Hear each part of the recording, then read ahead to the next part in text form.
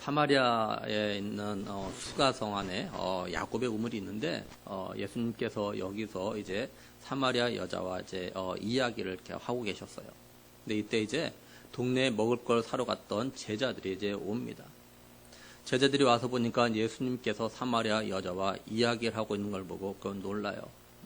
근데 제자들이 어느 누구도 예수님에게 여자에게 무엇을 요구했는지 무슨 말했는지 묻는 자가 없습니다. 이 27절 말씀을 갖다 메시지는 이렇게 번역해 놨습니다. 바로 그때 제자들이 돌아왔다. 제자들은 크게 놀랐다. 예수께서 그런 여자와 이야기를 나누려고는 생각지도 못했기 때문이다. 제자들 가운데 아무도 자신의 생각을 말하지 않았지만 그들의 얼굴에 다 드러나 있었다. 이렇게 번역했어요. 그러니까 제자들이요, 예수님이 이 사마리아 여자와 이야기하는 보고 그 광경을 보고 이제 놀란 겁니다. 근데 아무 말도 안도 이렇게 무슨 말 하지 않았지만 놀란 표정이 얼굴에 다 드러났던 거예요. 예수님의 제자들이 이처럼 놀랬던 이유는 유대인의 전통에 따르면요, 이 랍비가 선생이 여자들과 공적으로 대화를 하거나 공적으로 이렇게 가르치는 것이 금지되어 있다고 합니다. 심지어 어떤 랍비의 계율에는요, 길거리에서 여자와 이야기하면 안 된다. 설령 그 여자가 자기의 아내라고 해도 안 된다. 이렇게 되어져 있다고 합니다. 근데 예수님께서 지금 유대 여자도 아니고 사마리아 여자와 지금 이야기하고 계신 거예요. 제자들은 유대인 남자인 예수님이 처음 보는 사마리아 여자와 이야기하고 있는 걸 보고 너무 놀란 겁니다. 제자들 가운데 그 놀란 표정을 갖다 숨기지 못하고 그냥 얼굴을 다 드러냈죠. 제자들의 이런 놀라는 이 표정을 갖다 예수님도 보셨겠지만 이 사마리아 여자도 봤을 거예요. 그러니까 이 사마리아 여자도 좀 당황스럽고 놀랐을 겁니다. 그래서 이 사마리아 여자는요, 28절에 보면 여자가 물동이를 버려두고 동네에 들어가서 이렇게 말씀을 해요. 근데 이 버려두다라는 이 단어가 헬라어로 보면 뭘로 되냐면요, 이제 그 능동태로 되어져 있어요. 능동태로. 이게 무슨 말이냐면 이 사마리아 여자가 당황했지만 그 당황함 때문에 물동이를 갖다 가지고 가는 거 잊고 이렇게 동네로 들어간 것이 아니라 이 말입니다. 이게 지금. 이 사마리아 여자는요, 지금까지 자신과 얘기했던 분이 자신들이 그렇게 기다렸던 메시아일지 모른다라는 이런 기쁨에 의해서 빨리 이 기쁜 소식을 갖다가 동네 사람들에게 전해주고자 하는 그런 마음으로 물동을 갖다가 버려두고 이렇게 갔다, 이렇게 되는 거예요, 이게. 우리가 지금 새벽에 사도행전을 갖다 살펴보고 있지만요, 사울이 다메섹에서 예수님을 만나죠. 정오에 아주 강한 비수로 인해서 사울이 시력을 잃어요. 근데 어떤 사람의 손에 이끌려가지고 집가라는 거리에 있는 유다라는 사람 집에 들어가서 이제 기도를 하고 있는데, 기도 가운데 아나니아라는 사람이 이제 찾아와서 너한테 안수해 줄 거라는 이게 환상을 보게 되어져요. 그래서 결국 이제 또 아나니아가 이제 주님의 말씀에 따라서 이제 사울에게 옵니다. 아나니아가 사울에 와가지고 안수하면서 이렇게 이야기했어요. 예수님께서 나를 보내서 너를 갖다 다시 보게 하시고 성령으로 충만하게 하신다. 아나니아가 이제 안수 기도를 하자 사울이 이제 곧바로 눈에서 비늘 같은 것이 이제 벗겨져 다시 보게 됩니다. 그리고 사울이 세례를 받고 음식을 먹으면서 이제 건강을 회복해요. 사울이 건강을 회복한 다음에요, 다메섹에 있는 제자들과 함께 며칠 있다가 그다음에 뭘 했냐면 사도행전 9장 20절 보면요, 즉시로 각 회당에서 예수가 하나님의 아들이심을 전파하니 이렇게 말씀을 합니다. 사울이 건강히 회복하자 오래 지나지 않아서 곧바로 회당에 가가지고 예수가 하나님의 아들이다 이렇게 전했다는 거예요. 그 이유는 사울 자신이 예수가 하나님의 아들이라는 것을 갖다가 깨달은 이 놀라운 소식이기 때문에 그래요. 사울은 이 놀라운 소식을 갖다가 자기 혼자만 알고 있으면 안 되기 때문에, 또 자기처럼 몰라가지고 모르는 사람들이 더 이상 죄를 짓지 않도록 하기 위해서, 그리고 예수님이 하나님의 아들이라는 걸 갖다 믿도록 하기 위해서 즉시로 회당에 들어가서 예수가 하나님의 아들이라 이렇게 전했던 거죠. 한마디로 사울은요, 놀라운 소식 복음을 갖다가 혼자만 알고 있으면 안 되기 때문에 빨리 전하고 싶은 마음에서 이런 겁니다. 이 사마리아 여자는요, 자신의 과거와 현재의 삶이 떳떳하지 못하기 때문에 가능한 한 동네 사람들과 마주치고 동네 사람들과 이야기하는 것을 갖다 꺼렸던 여자입니다.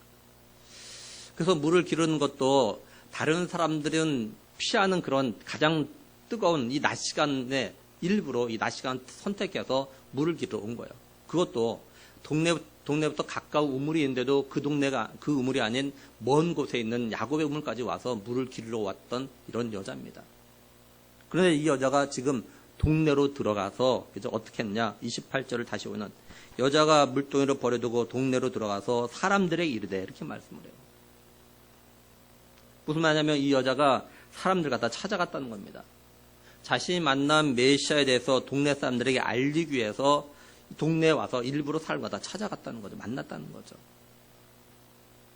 한마디로 이 사마리아 여자는요, 자신이 만난 메시아를 갖다 전하기 위해서 정말 만나고 싶지 않은 사람들을 갖다 일부러 만난 겁니다. 우리가 이걸 통해서 한번 우리 자신들을 갖다 좀 돌아보았으면 좋겠습니다. 혹시 지금까지 내가 믿음의 삶을 갖다 살아오면서 예수님을 전하기 위해서, 쉽게 말해서 전도하기 위해서 정말 만나고 싶지 않은, 가능하면 이렇게 안 만나고 서로 말을 안 섞고 싶은 그런 사람을 갖다 일부러 찾아가서 만난 적이 있는가라는 거죠. 또는 내가 믿음 생활하면서 하나님으로부터 새롭게 받은 은혜가 너무 커가지고 누군가에게 말해주고 싶고 또 그 사람도 내가 누린 이 은혜를 갖다가 받도록 하고 싶어서 일부러 사람을 갖다가 찾아가서 말해본 적이 있냐라는 겁니다. 이제 이 여자는 동네에 와서 뭐라고 말하냐면 29절에 내가 행한 모든 일을 내게 말한 사람을 와서 보라. 이는 그리스도가 아니냐 하니 이렇게 말씀을 해요. 이 여자는 자신의 사생활, 다시 말해서 지금까지 남편 5이 있었고 또 지금도 지금 같이 사는 남자도 자신의 남편이 아니란 이런 거 사람들에게 말하고 싶지 않았던 그것들입니다. 근데 그걸 갖다 말하게 되는 거예요. 자신이 지난날 행했던 모든 걸 알고 있는 사람을 갖다 만났는데 그 사람이 메시아가 아니냐라는 거죠. 다시 말해서 그리스도가 아니면 자신의 지난날의 삶을 갖다 누가 말하지 않았는데 알 수가 없다라는 거죠. 이 여자가 지금 내가 만난 사람이 그리스도일지 몰라라고 한 말은 내가 만난 사람이 그리스도다 이런 확신을 가지고 하는 말입니다. 그러니까 이 사마리아 여자는요 마음에 예수님이 그리스도라라는 확신을 가지고 동네에 와가서 사람들에게 좀 말을 하는 거예요.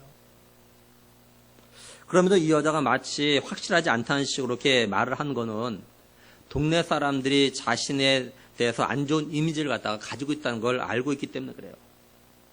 그래서 자신이 말을 해도 안 믿을 수 있다는 걸 알기 때문에 자신의 과거에 대해서 다 알고 있는 걸 보니까 그리스도일지 모른다라는 식으로 이렇게 표현을 한 겁니다.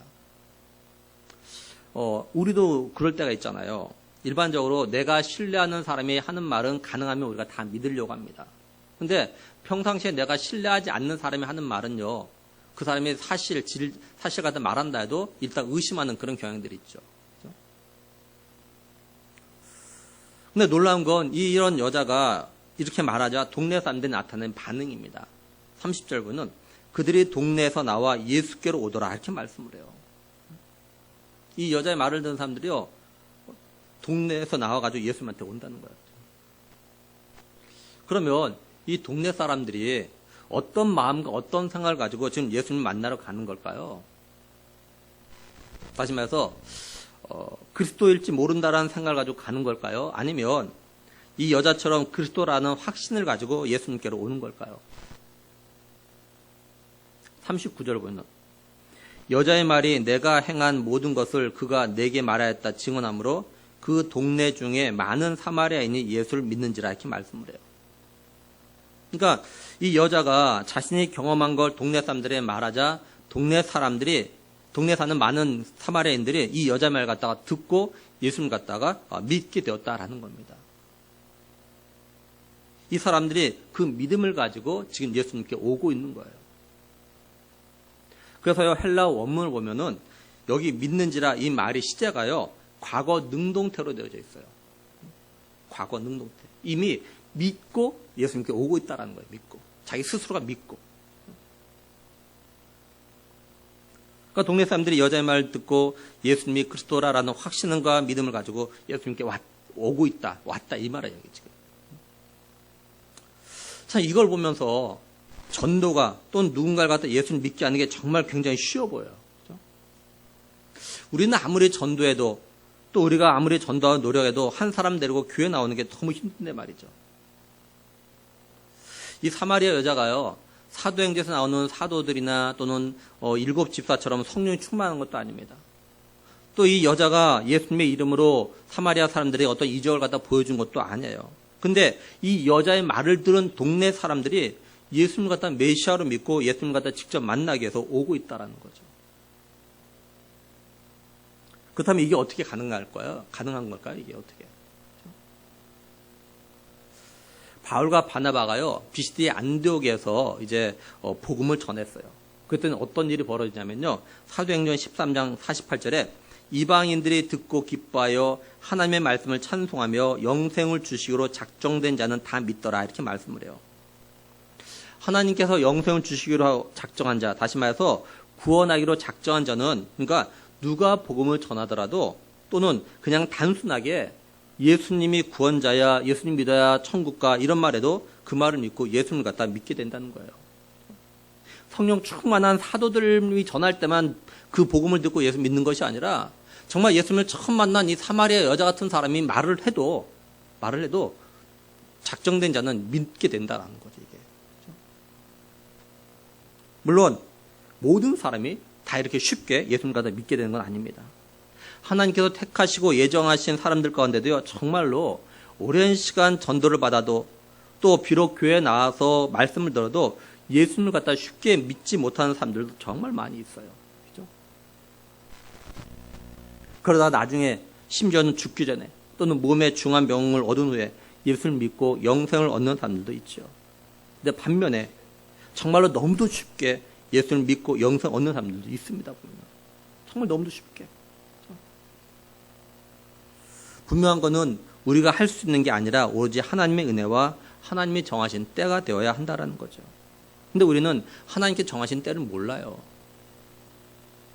그래서 우리는 아무리 전도해도 아무리 말씀으로 가르치고 말씀을 전해도 예수님 갖다 믿지 않는 그런 사람들이 너무 많을 때 때로는 실망하고 낙심도 하고 그러는 거죠. 그리고 또 한 가지 분명한 것은 우리는요, 하나님께서 택하시고 예정하신 자가 누군지 몰라요. 그러니까 우리가 만나는 사람 또 내가 알고 있는 사람에게요, 예수를 믿으라고 권해야 한다는 거죠. 그러면 하나님이 택하신 자녀 때가 되면 예수를 믿게 되고, 또 택하지 않은 자녀 보면은 아무리 복음을 듣고 심지어는 교회 오래 나와도요, 결국은 예수님 갖다 안 믿더라고요.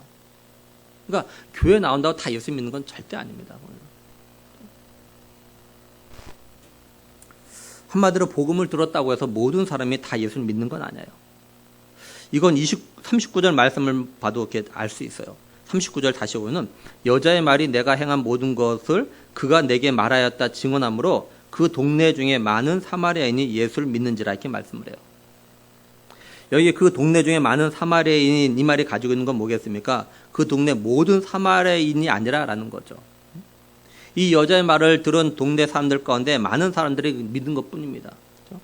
그러니까 여자의 말을 들었지만 믿지 않는 사람도 있었다라는 거예요. 그리고 이 사마리아 여자가 자기 동네 사람들에게 자기가 만난 예수님이 그리스도라는 걸 갖다 믿길 바라는 마음에서 말한 건 아닐 수도 있어요.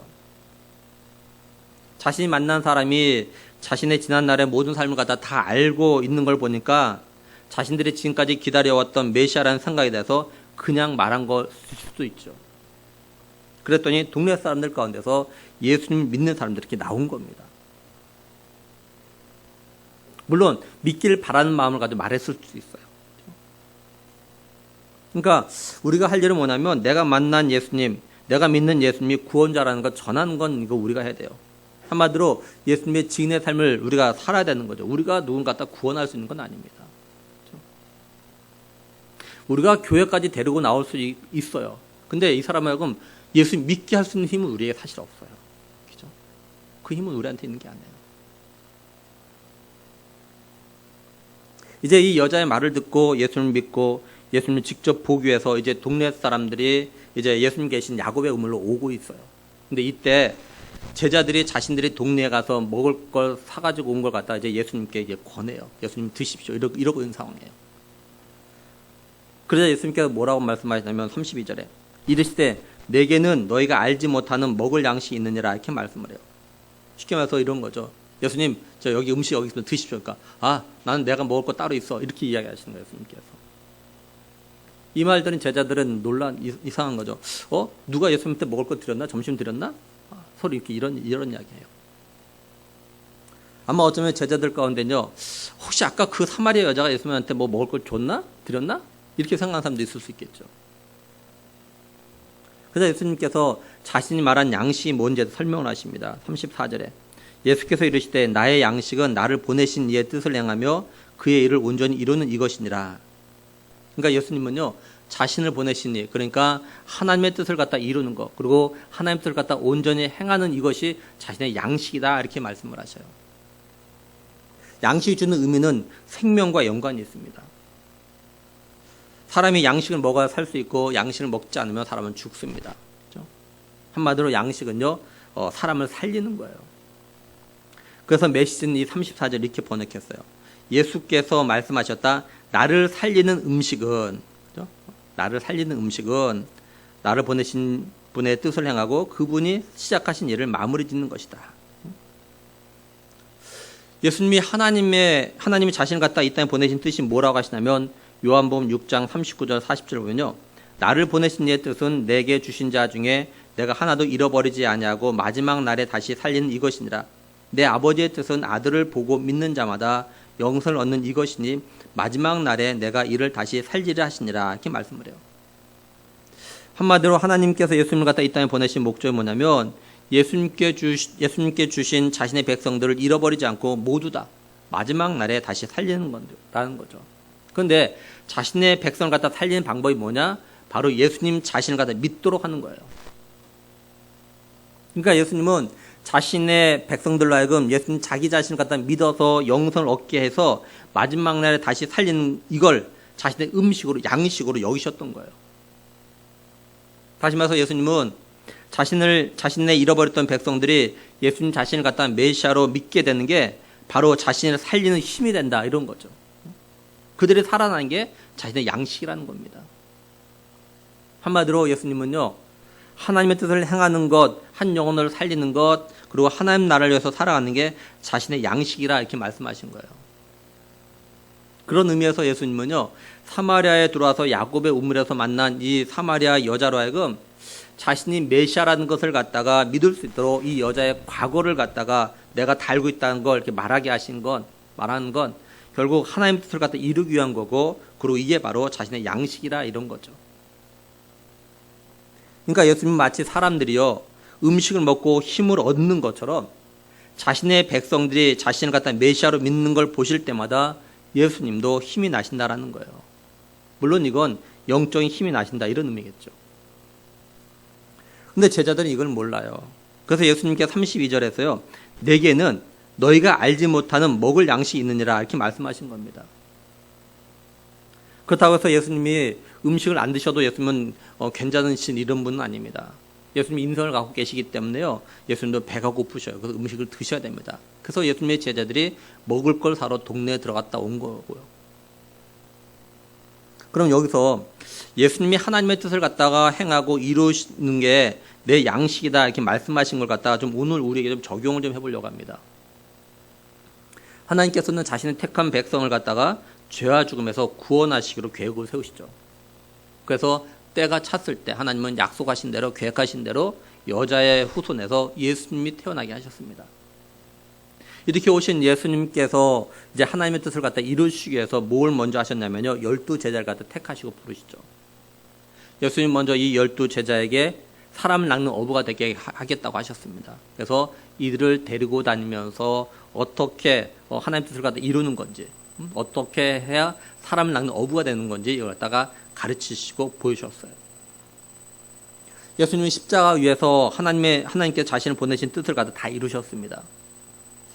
그래서 하나님과 원수였고 죄인이었던 우리들이 하나님과 화목하게 되었어요. 이제 예수님이 나의 죄를 대신해서 십자에서 피 흘려 죽으심으로 나의 죄가 완전히 사라졌다는 것을 갖다 믿고 예수님을 영접하게 되면 영생을 얻게 되어져 있습니다. 예수님의 제자들이요, 오순절 성령 강림으로 인해서 성령의 능력을 받아가지고 예수님의 증인이 돼요. 그러니까 예수님의 제자들이 예수님을 이어서 하나님의 뜻을 갖다가 계속해서 이루어 나갔던 겁니다. 사도 바울도 그랬고 그 후에 수많은 믿음의 선진들이 또한 선교사들이 성도들이 계속해서 하나님 뜻을 이룬 삶을 갖다 살았어요. 그래서 우리에게까지 복음이 전해졌고 우리가 복음을 듣고 영생을 갖다가 얻게 되었죠. 따라서 우리들도 하나님의 뜻을 이루는 삶을 갖다가 살아가야 하는 겁니다. 하나님은 자신의 택한 백성들 갖다 살리는데 시대마다 사람들 갖다 사용하셨어요. 또한 그 시대가 아무리 어렵고 힘들어도 예를 들면 전쟁 중에서라도 하나님은요 택하신 자들 갖다가 살린 일을 갖다 중단하지 않으셨어요. 마찬가지로 세계적으로 코로나로 인해서 어려운 시간을 보내고 있는 지금도 하나님은 택한 백성들 갖다 살리는 일을 갖다 중단하지 않으시고 계속해서 진행하고 계셔요. 다시 말해서 하나님은 지금도 자신의 뜻을 이루는 삶을 살고자 하는 그런 사람들 통해서 택하신 자들 갖다가 부르시고 영생을 얻도록 역사하고 계셔요. 무슨 말씀을 드리고자 하냐면 지금 코로나로 인해서 우리끼리도 한 자리에 모여서 예배하는 게 쉽지 않은 이런 상황이에요. 어떤 면에서 지금처럼 예배 자리에 나와서 예배를 드리고 있는 것만 해도 대단한 믿음인 것 같고 하나님이 기뻐하신 일이에요. 하지만 이건 당연히 구원받은 성도들이 감사하며 믿음으로 예배를 드려야 되는 거고 또한 이런 상황에서도 하나님 나라와 그의 뜻을 위해서 전도의 삶, 증인의 삶을 갖다가 살아야 한다라는 거죠. 솔직하게 제가 한때 코로나로 인해서 우리가 예배 자리에 나와서 예배 드리는 것만도 대단한 일이라고 생각하고 올해 새생명 초청주일을 이제 안 하려고 했습니다. 근데 새벽에 사도행전의 말씀을 갖다 나누면서 저의 생각이 바뀌었어요. 변했어요. 그건 지금도 하나님은 일하고 계시고 하나님은 지금도 한 영혼을 살린 일을 갖다 계속하고 계신다라는 거였어요. 성령이 충만한 예루살렘 교회 성도들이 박해로 인해서 흩어진 상황 속에서도 복음을 전했다는 사실이에요. 다시 말해서 박해 가운데서도 하나님의 뜻을 이루는 삶을 갖다가 성도들이 살았습니다. 그래서 제가 기도 제목을 갖다 바꿨어요. 하나님 코로나로 인해서 예배 드리는 것 자체도 힘들지만 올해 10월에 새생명 초청주를 갖다 지킬 수 있게 해주세요. 저를 비롯해서 우리 교회 성도들이 코로나가 성행하고 있는 이런 때지만 증인의 삶을 사는 거, 전도자의 삶을 사는 거 포기하지 않게 해주세요. 우리의 마음에 정말로 전도하고 싶은 마음을 주세요. 이렇게 기도하고 있습니다. 하나님 분명히 우리를 갖다가 보고 계셔요. 또한 우리의 마음과 생각까지도 감찰하고 계십니다.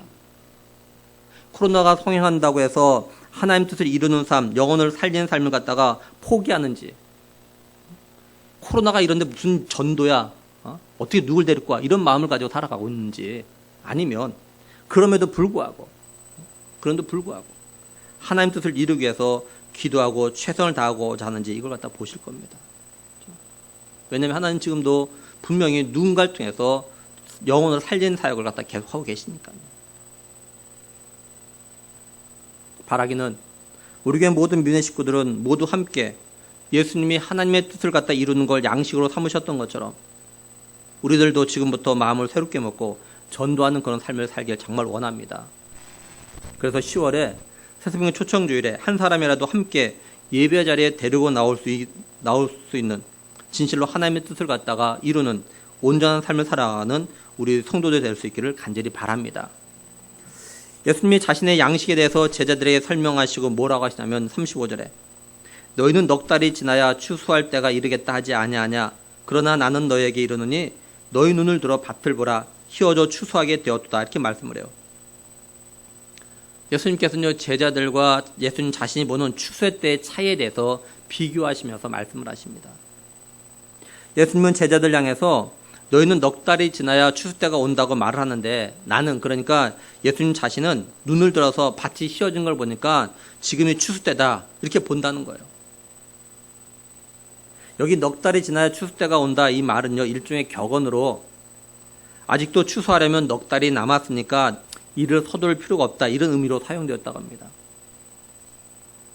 그리고 실제로 시기적으로 예수님께서 사마리아에서 이 말씀을 하신 이때를 기준해서 4달이 지나야 이 사마리아에서는요 추수를 갖다 거둘 수 있는 그런 시기라고 합니다. 그러니까 제자들, 다시 말해서 예수님을 제외한 모든 다른 사람들의 눈에는요, 아직 추수 때가 아닌 거예요. 그런데 예수님의 눈에는 밭이 휘어져서 지금의 추수 때로 이렇게 보이고 있는 거예요. 그렇다면 예수님이 보시는 것과 제자들을 비롯한 사람들이 보는 세상은 뭔가 다르다는 걸 알 수 있죠.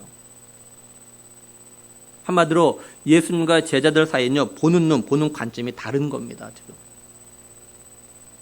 제자를 비롯한 사람들은 육적인 눈으로 육적인 걸 갖다 보고 있기 때문에요, 파종교의 밭에 뿌린 씨가 자라서 추수를 하려면 아직도 넉 달 남았다고 이렇게 생각하고 있는 거예요. 반면에 예수님은 영적인 눈으로 영적인 걸 갖다 보고 계시기 때문에요, 육적인 추수 때가 아니라 영적인 추수 때를 갖다 말씀하시는 겁니다. 지금 예수님께서는요, 사마리아 지역에 영적인 곡식이 무르익어서 추수 때가 되었다, 이 말씀을 하고 계신 거예요. 예수님과 제자들은 지금 사마리아라는 같은 땅에 서 있습니다. 근데 예수님은 지금 사마리아 지역을 보시면서 추수 때가 되었다고 기뻐하고 계신 거예요. 뿐만 아니라 예수님은 추수 때가 되어서 누리는 이 기쁨을 갖다 혼자만 누리길 원하시는 것이 아닙니다. 제자들로 같이 누리기를 갖다 원하고 계셔요. 그래서 하시는 말씀이 뭐냐? 35절 마지막에 너희 눈을 들어 밭을 보라, 이렇게 말씀을 해요. 이 말씀을 메시지는 너희 눈을 떠서 눈앞에 무엇이 있는지 똑똑히 보라, 이렇게 번역했어요. 제자의 눈이 감긴 게 아닙니다. 제자들의 두 눈요, 떠 있고 또한 이 세상을 갖다 너무도 잘 보고 있어요. 근데 영적인 눈이 감겨져 있어요. 그래서 영적인 세상, 영적인 건 보지 못하고 있는 겁니다. 그래서 예수님이 제자들에게 눈을 떠서 똑똑히 보라, 이렇게 하시는 거예요. 눈을 떠서 똑똑히 보라. 눈을 떠서 보라. 두 눈을 떠가지고 너희 눈앞에 펼쳐진 이 추수밭을 보라라는 거예요. 예수님은 제자들도 자신처럼 휘어져 있는 추수밭을 갖다 보기를 원하셨던 겁니다. 그 36절에 거두는 자가 이미 싹도 받고 영생에 이르는 열매를 모으나니 이는 뿌리는 자와 거두는 자가 함께 즐거워하려 함이라, 이렇게 말씀을 해요. 여기 씨 뿌린 자는 예수님을 말하는 거고 거두는 자, 추수한 자는 예수님의 제자들 갖다 말합니다. 예수님께서는 한 알의 밀알이 되셨어요. 그래서 예수님은 자신의 생명을 갖다 뿌리셨죠.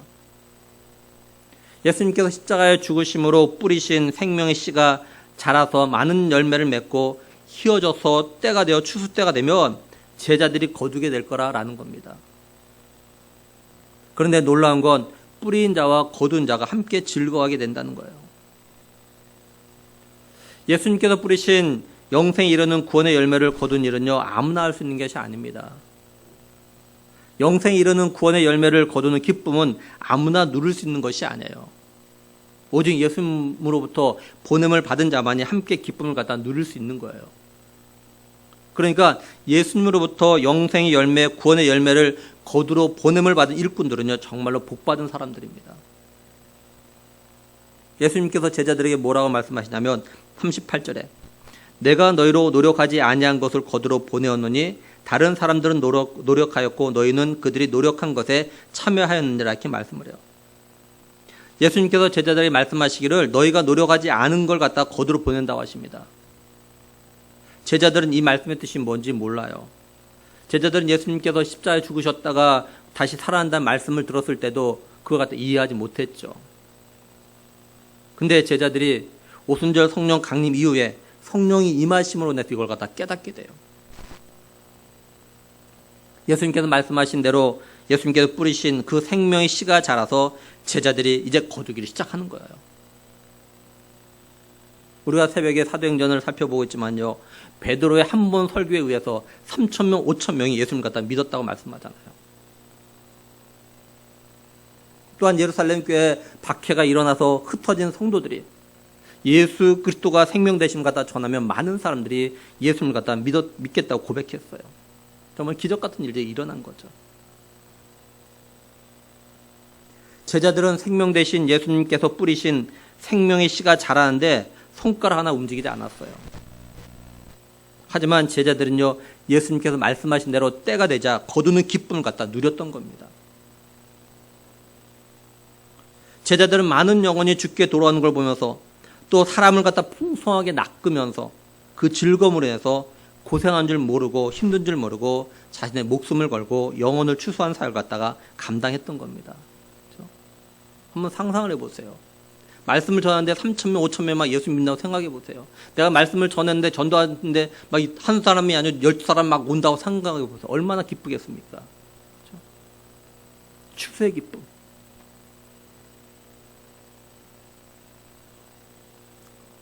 그렇다고 해서 제자들이 아무것도 안 한 건 아닙니다.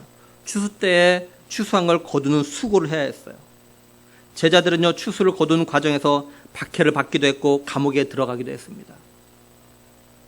뿐만 아니라 바울도 그랬고요. 그 후에 많은 믿음의 사람들, 믿음의 성도들, 선교사들이요, 예수님께서 뿌리신 생명의 씨들이 열매를 맺고 추수 때가 되어진 곳에서 추수하는 과정에서 수고의 땀을 흘렸고 또는 목숨을 잃기도 했습니다. 예수님께서 뿌리신 복음의 씨, 복음의 시작, 생명의 씨들이 자라서 영생의 열매, 구원의 열매를 맺도록 하나님께서 자라게 하셨어요. 그리고 제자들에게만 이걸 갖다가 추수하는 기쁨을 주신 것이 아니라 오늘 우리에게도 추수의 기쁨을 누릴 자격을 갖다 주셨어요. 그런데 우리들이 이런 기쁨을 누리려면 가만히 있으면 안 됩니다. 우리가 직접 추수의 현장에 가야 되는 거예요. 우리가 지금 서울에 살고 있기 때문에 직접 농사를 갖다 짓지 않아요. 근데 농사들이 추수한 걸 보면 우리가 같이 기쁨을 누리죠. 보면 기뻐요. 근데 우리가 직접 추수하면 그 기쁨은 더 크겠죠. 내가 심은 것이 아니지만 그 밭에 가서 내가 거두기만 해도 기뻐요. 제가 몇 년 전에 저희 누님이 시골에서 농사 짓는 데 갔어요. 가을에 가가지고 제가 거두는데 그 기쁨이 있어. 내가 심은 것도 아니에요. 나는 그냥 거두는 것뿐이에요. 근데 기쁨이 있어요. 마찬가지예요. 우리들이 우리 교회가 부흥하기 위해서 하나님 나라 확장되기 위해서요, 더 많은 영혼의 열매들, 구원의 열매를 갖다 추수해야 돼요. 근데 다른 사람이 전도해서 또는 스스로 우리 교회에 나와서 우리 교회가 부흥돼도 기쁘지만, 그죠? 내가 직접 전도해서 우리 교회가 부흥되면 그 기쁨은요, 더 큰 겁니다.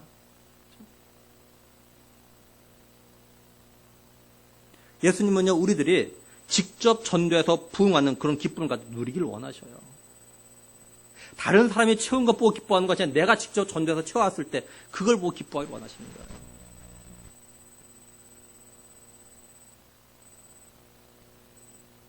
예수님이 제자들과 이런 이야기를 하고 있는데 40절 보면 사마리아인들이 예수께 와서 자기들과 함께 유하시기를 청하니 거기서 이틀을 유하시며 이렇게 말씀을 해요.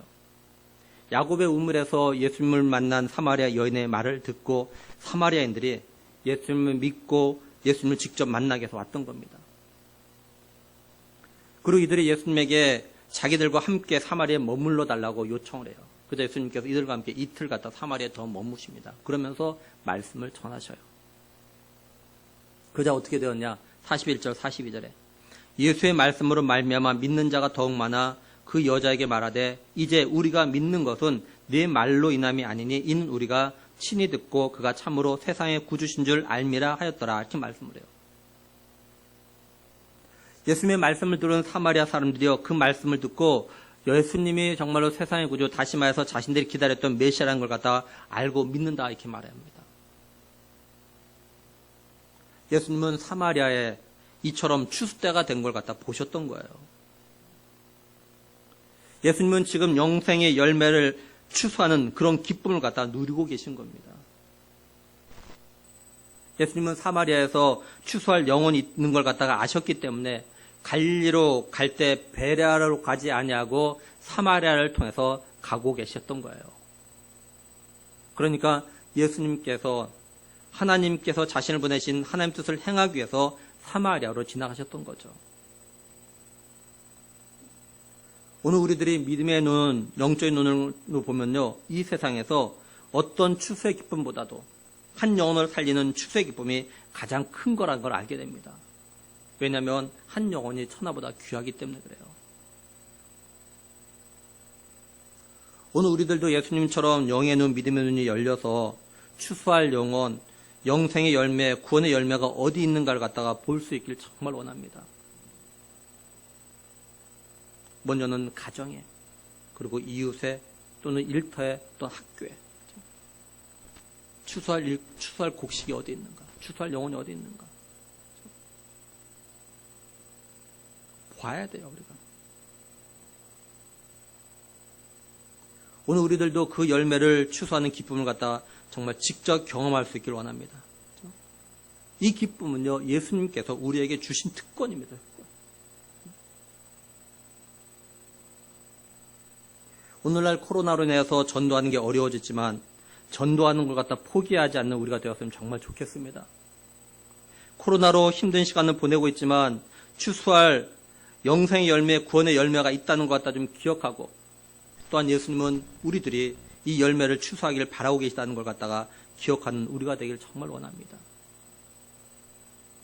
간절히 바라기는 예수님처럼 하나님 뜻을 이루는 일, 또 먼저 그의 나라와 그의 의를 구하는 삶을 통해서 하나님을 갖다 기쁘시게 드리는 것은 물론이고 우리도 기뻐할 수 있는 그런 믿음의 삶이 되기를 원합니다.